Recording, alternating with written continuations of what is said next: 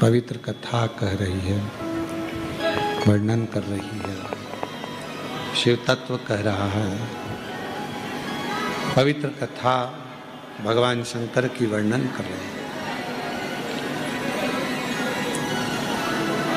शिव पर आश्रित माँ पार्वती जी का स्वयं का नाम, माँ आद्यशक्ति दुर्गा भवानी जगदम्बा जगत जननी माँ अम्बे का नाम जगत का भरण पोषण करने का काम कर।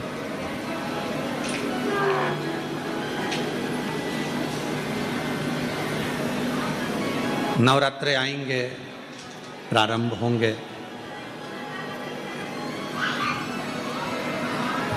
उस नवरात्रे में अब की बार तो नवरात्रे 10 दिन के हैं। आप सभी को बहुत बहुत बधाई हो उसकी। कहते हैं नवरात्रे जब बढ़कर आते हैं, 9 दिन से अगर 10वें दिन नवरात्रे बढ़ जाते हैं, नवरात्रे अगर एक दिन भी बढ़कर आते हैं तो माँ जगत जननी की आराधना करने वाले, साधना करने वाले भक्तों को जितना फल नवरात्रे का प्राप्त होता है वो 10 गुना फल नवरात्रे में प्राप्त होगा। अगर नवरात्रे एक दिन बढ़ जाएं, 10 दिन के नवरात्रे हैं अब की बात।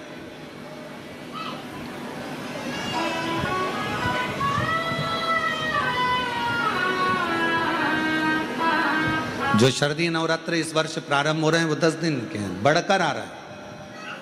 शिव शक्ति की खूब आराधना करो, भगवान शंकर और पार्वती की खूब साधना करो, शिव पार्वती का भजन करो, शिव पार्वती का स्मरण करो, शिव पार्वती की भक्ति करो, मंत्र जाप करो, नाम जाप करो, कीर्तन करो, आराधना करो, साधना करो, वो फल देते हैं।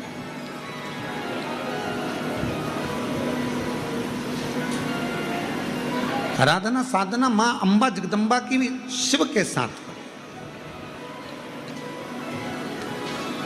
माँ पार्वती जी का जो जन्म हिमालय राज की नगरी में हुआ है, माँ जगत जननी जगदम्बा अम्बा जो हिमालय राज की नगरी में प्रकट हुई हैं, देवऋषि नारद उनका स्वरूप देखकर उनका भाग्य बता रहे। और फिर निवेदन करूं आप सभी को, जितने आस्था चैनल पर कथा सुन रहे हैं, आज प्रदोष के दिन ऑनलाइन कथा का तत्व ग्रहण कर रहे हैं, अपने घरों में, अपनी दुकानों में, व्यापारों में, नौकरी में, कहीं पर गाड़ी में बैठकर या कथा के पंडाल में बाबा कुबेरेश्वर बाबा की इस पवित्र धरा पर जितने भी कथा का तत्व ग्रहण कर रहे हैं उनसे कहें, देवऋषि नारद माँ पार्वती जी का भाग्य बता रहे हैं। और निवेदन करूंगा, दुनिया में भाग्य बताने वाले तो ढेर मिल जाएंगे, पर भाग्य बनाने वाला ढेर नहीं मिल सकता।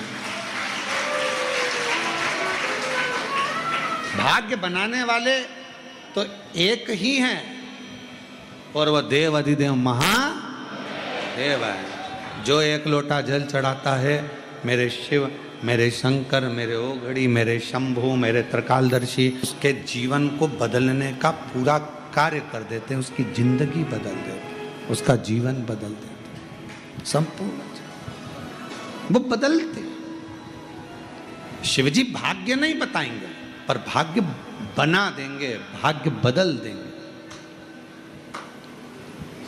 और वो देखो यहाँ है, पत्रों में आया है एक पत्र,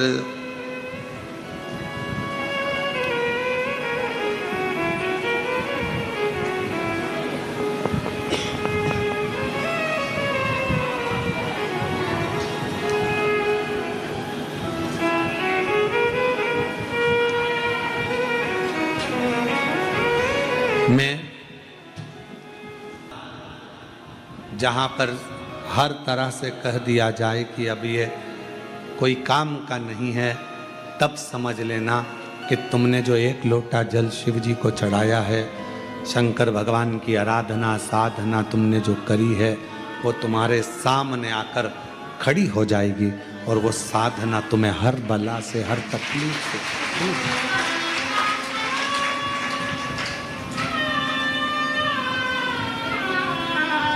सब दुख दूर हो,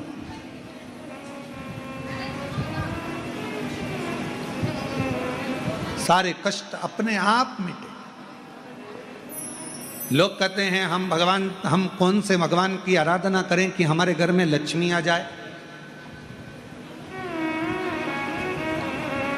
लोग कहते हैं हम किस देवता की आराधना करें कि हमारे घर में संतान आ जाए।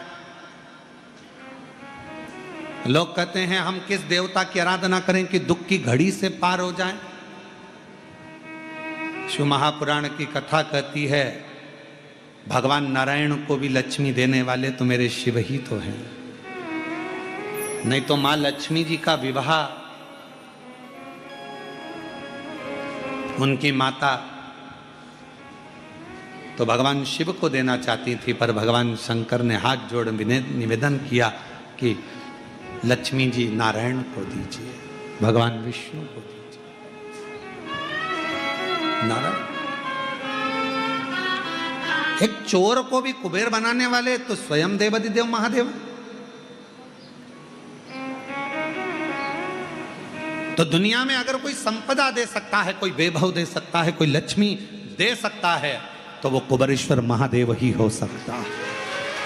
जो कुबेर का भी भंडार भर दे, जो कुबेर को भी, एक चोर को भी कुबेर का पद प्रदान कर दे, वो कुबेरेश्वर बाबा ही हो सकता है। फिर कहा संतान तो शिव। जब भगवान कृष्ण आराधना करते हैं भगवान शंकर की गर्गाचार्य बाबा जी के कहने पर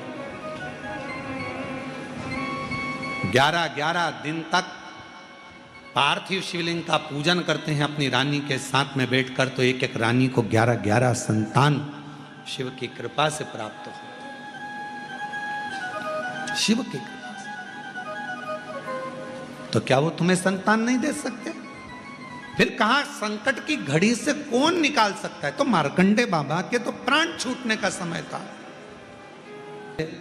संकट की घड़ी थी, शिव को पुकारा, शंकर भगवान ने संकट काट दिया, दुख काट दिया।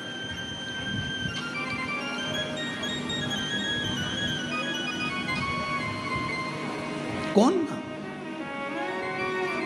आज प्रदोष है पितृपक्ष की,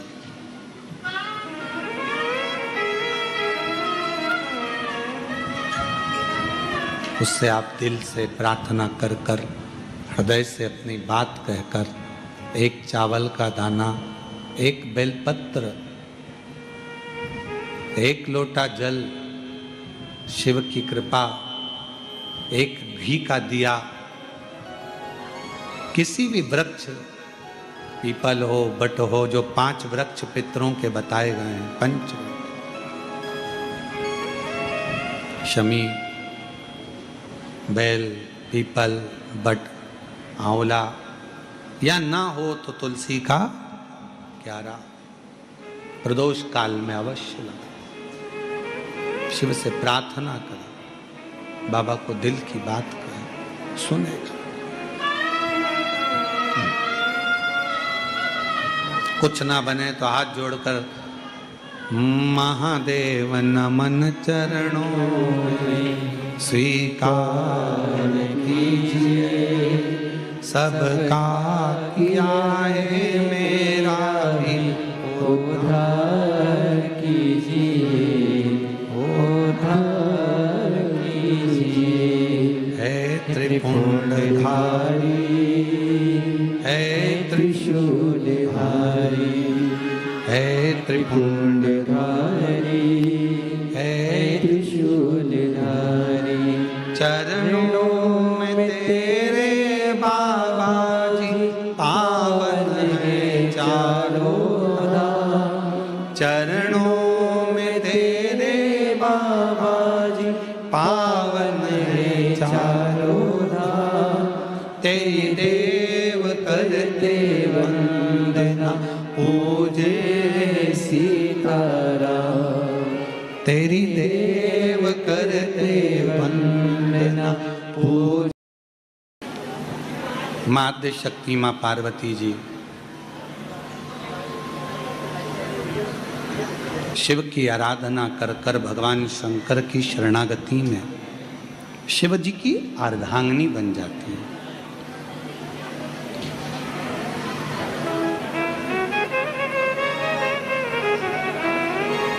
शिव जी के करीब में कई लोग कहते हैं कि शंकर जी पे हम जल चढ़ाते हैं तो वो जल इतना तेजवान हो जाता है कि शरीर के रोग मिटा देता है, ताप मिटा देता है, कष्ट मिटा देता है।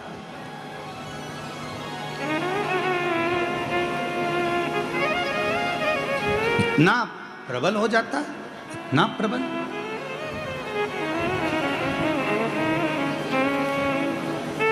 यदि सच्चे मन से, सच्चे भाव से शिव जी को यदि आप जल चढ़ाते हो और चढ़ाया हुआ जल का आचमन करते हो तो वो शरीर के रोगों को, तापों को समाप्त कर देता है। कायिक, वाचिक और मानसिक 3 ताप शिव जी के जल को आचमन करने से, पीने से समाप्त हो जाते। हम नहीं कह रहे हैं, शिव महापुराण की विद्येश्वर संहिता में लिखा है। गीता प्रेस गोरखपुर की लेकर आओ, पढ़ो, अध्ययन करो। कहीं सियोर वाला हमारा झूठ तो नहीं बोल गया? पढ़ो, पढ़ना जरूर चाहिए। कम से कम आपको खुशी होगी कि हमने पढ़ा भी है। महाराज जी गलत नहीं बोले कि शंकर जी पर चढ़े हुए जल का आचमन करने से 3 ताप चले जाते, कायिक, वाचिक और मानसिक। आचमन।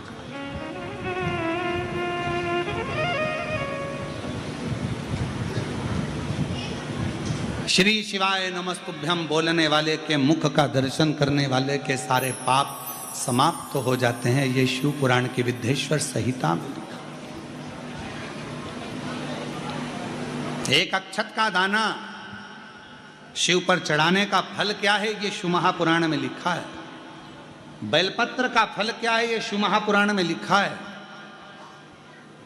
पंचामृत आदि सारी वस्तुएं शंकर जी को चढ़ाने का फल क्या है, ये शिव महापुराण में लिखा है। कितना फल, कितना।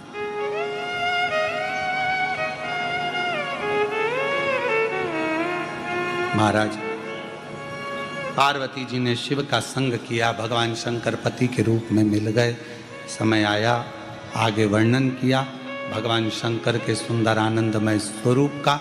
माँ जगत जननी ने स्वयं भगवान शंकर के एक स्वरूप का दर्शन किया तो शिव जटा में गंगा विराज रही। शिव जटा में,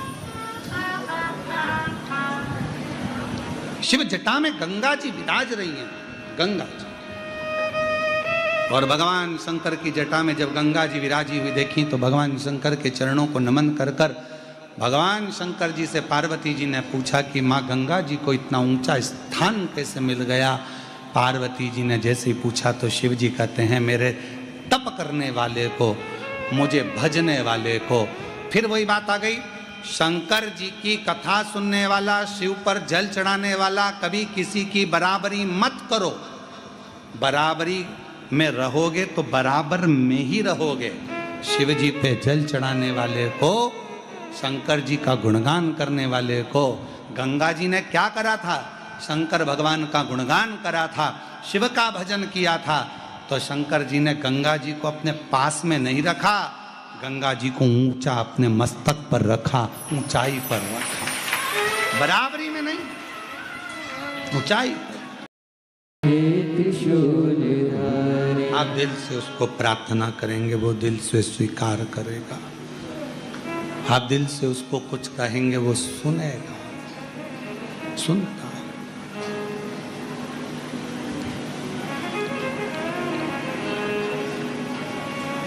पार्वती मैया का भाग्य देवऋषि नारद बता रहे हैं। देवऋषि नारद, भाग्य बताना कोई भी मिल जाएगा आपको, आपका भाग्य बता देगा, कोई भी बता देगा।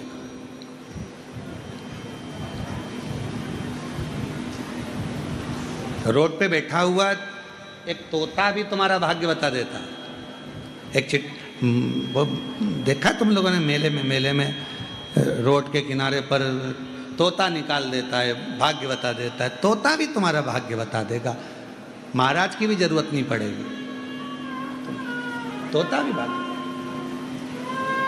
पर भाग्य बताने वाले ढेर मिल सकते हैं, पर भाग्य बनाने वाला, भाग्य बदलने वाला, तुम्हारे भाग्य को उन्नति की सीढ़ी पर चढ़ाने वाला तो केवल काल अधिपति महाकाल ही होगा। अकाल मृत्यु वो मरे जो काम करे चंडाल का, काल उसका क्या बिगाड़े जो भक्त हो महा। तुम्हारा भाग्य बनाने वाला तो काल अधिपति महाकाल।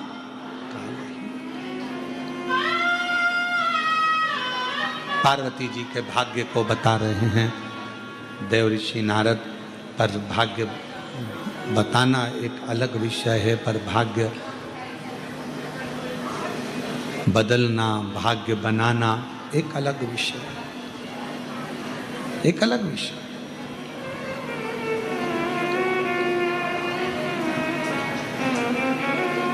कह दिया नारद जी ने कि इनको जो मिलेगी, इनको जो पति मिलेंगे, भस्मी रमाने वाले, जटाजूट बांधने वाला, नग्न वेशधारी, ऐसा पति इनको प्राप्त होगा।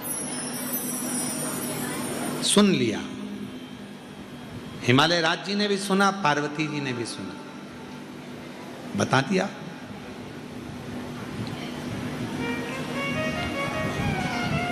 फिर एक बात कह दी हिमालय राज जी ने कि अगर ये सारे अवगुण किसी में हो और उसमें एक गुण हो तो वो सारे अवगुणों को दबा देता है, वो देव अधिदेव महादेव, भगवान शिव, भगवान शंकर, भगवान त्रिकालदर्शी, भगवान कैलाशी, अविनाशी, भगवान शंकर एक ऐसे हैं कि ये सारे अवगुणों को दबा देते।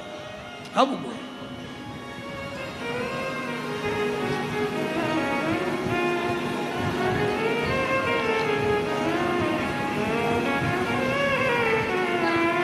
कहा,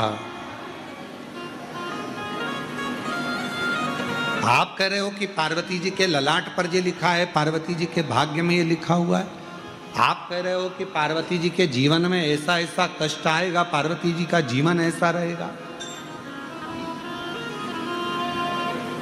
तो फिर कौन बदलेगा?